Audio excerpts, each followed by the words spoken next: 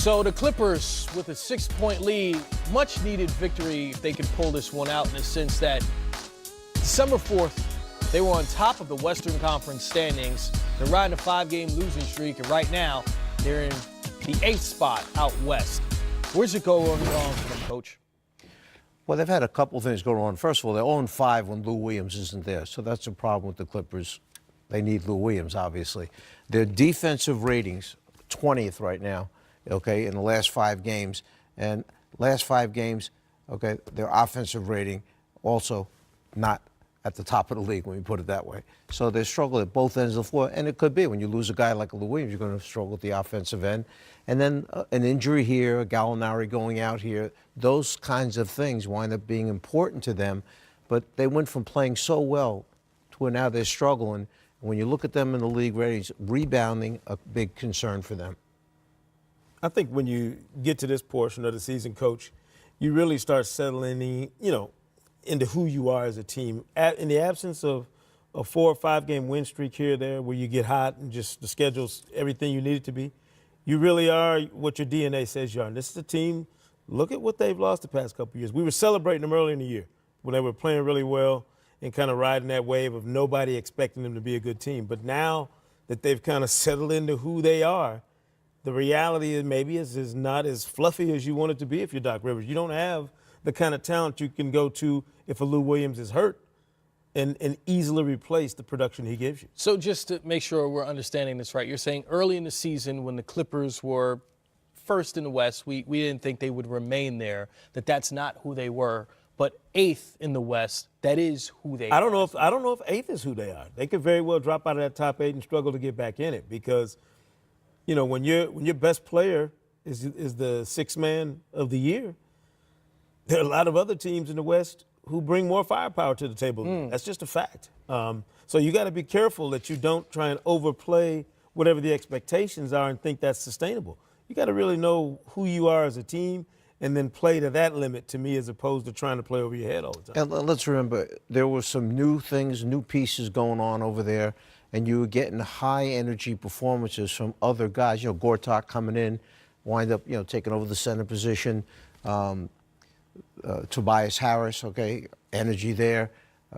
Gallinari was healthy for a long stretch of time because that's been his problem since he came in the league. He gets hurt and he just misses so many games for the teams that he's on. So everything was good. Everything was together early on. And now these little chinks and pieces that are missing take this team from one level and they've dropped down. I'm just concerned that if they get out of that 7-8 position and spiral downward, they may not have enough firepower to get themselves back up into the playoff picture. Exactly. And when we look on the flip side of that, the San Antonio Spurs, in early December, we were looking at them as a team out of the playoff picture. Currently, they're 6th, but they've really found their rhythm. DeMar DeRozan sat out last game, Friday night, and they still won. And they seem to be able to weather the storm. But again, they need LaMarcus Aldridge to score 20 or more. I think they're 21-5 now when he does that.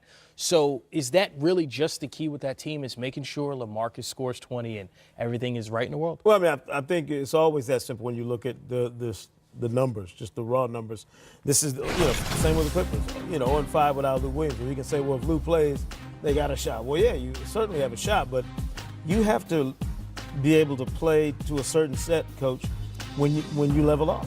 When you get to that point in the season, 45, 50 games in, where it becomes very obvious to everybody else in the league who you are and how to defend you, how to scheme for you, how to prepare for you, you have to find a way to play to a certain level if you're that team because everybody else has figured you out. So what can you bring different? What wrinkles can you bring when you see a team for the 2nd or 3rd time in a season to give you an advantage? I think they're an interesting team from the standpoint that L.A. has to be a constant for him. Okay, he's got to play at the level he's capable of playing at.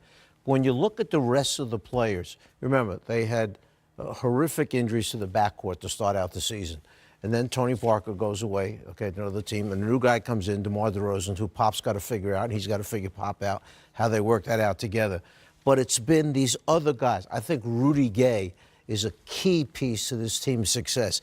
Then Bellinelli comes back. So important. Bellinelli, one night he's good, next night not so good, third night, he's no good, and then he goes back to being good again. Patty Mills making shots, Forbes making shots. All these little things are happening at different times, and they're stepping up to give San Antonio probably more wins than a lot of people would have thought they'd have. And a team that's certainly spreading the wealth out east. Toronto continues to lead the NBA in wins and have now won 8 of their last 10. Doug Smith has been covering these Raptors since the inception of the franchise. He joins us now. Hey, Pascal Siakam is the new exciting toy that they have there as far as his development. Hit the game winner against the Phoenix Suns. Tell us about how that built his confidence even more and the team having confidence in him. I think, Chris, that's the point, is that now they have another option, they think, at the end of games, and it boosts the players' confidence in Pascal to say, hey, we're going to give you the ball, go make something happen. And he did. And it was the first time, I bet you it's the first time in his career at any level where they called a dribble play for him at the buzzer of a tie game. So the fact that he did it, I think, boosts his confidence, but I also think it gives guys like Kawhi Leonard, Kyle Lowry, Danny Green, another thought process at the end of close games, that we got another guy who can do something for us. Hey, Doug, hi, this is Booz. How you doing? Hey, Booz. Not bad, thanks. I wanted to ask you, Toronto's been a terrific team all season long. Who do you think is their best competition to get to the NBA Finals, whether it's Philadelphia, Boston, Milwaukee? Who do you see being their toughest competition? I still think Boston. I know they're scuffling a little bit right now, but they've been there before. Milwaukee the second place, well, by percentage points leading the Eastern Conference, and are very, very good. But Boston is that sort of time-tested group. Conference Finals last year without Kyrie and Gordon Hayward. Mm-hmm. They got them back. They just played, they always play Toronto great games. They had a great game up in Boston on Wednesday night. I think if you're looking at a matchup that the Raptors would probably not like to have, Boston as a proven winner with a bunch of veterans would probably be it. Doug, I'm going to be a fan for a second like I live in Toronto. So my question for you is to use the word the process. How do you think the process is going, making Kawhi Leonard happy? How is Masai Ujiri, from the front office down to the fan base, making Kawhi feel like this should be his new home for the rest of his career? I think what the organization's doing is really simple. They're leaving him alone. Kawhi, here's the key to the gym. Come and shoot. Do whatever you want to do. The city's nice. Whatever you need, let us know. We'll take care of it. But there's no pressure. There's no all-out full-court press trying to kiss up to him every day. They're letting the team's success and the fact that here he's the guy and he can go about his business not anonymously, but relatively anonymously. And frankly, if you want to win for the next 3 or 4 years, I think the Eastern Conference and Toronto is where you might want to be. I know the Clippers are there, and I get that the Lakers might have some draw, but are they any closer to playing for a championship than Toronto is in the East? I don't think so. Kawhi Leonard going to sit out tonight. We know he's rested the second night of back-to-backs all season, but they last played on Thursday night, so why is he sitting this one out? We asked Nick Nurse that just an hour ago, Chris, before the game. He said just the medical people decided that tonight's another good night to rest. And, he did take off Thursday night after he played a lot of minutes in Boston on Wednesday. He had played the most minutes of the season in Washington in a double overtime game on Sunday. I think the cumulative effect is, okay, you know what, if we got to give up a game in January so we got him fresh in April, May, and June, that's okay. This is going to give him a break from he played Wednesday night and then he'll play again until Tuesday, almost a week off. And I think that sort of cumulative rest on the leg is going to be good for him in the long run. And frankly, they operate pretty well without him. Yeah, and I was going to take you right there, Doug, where I think it's a two-part thing where, one, let's keep our good relationship going and let him have an extra day off. But we've also learned that our second unit and other guys actually have played great basketball this season with him off the floor.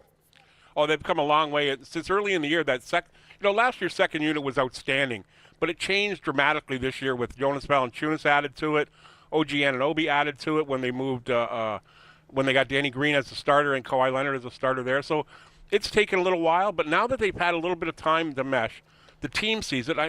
Their record without Kawhi, I think, is something like 8-2. It's really, really good, and their other guys are being able to step up and be asked to do things that maybe will pay off later on in the year. Doug Smith, Toronto Star, appreciate your time. Thank you. Good stuff, Doug. My pleasure. Thanks, Doug. Anytime. All right, guys.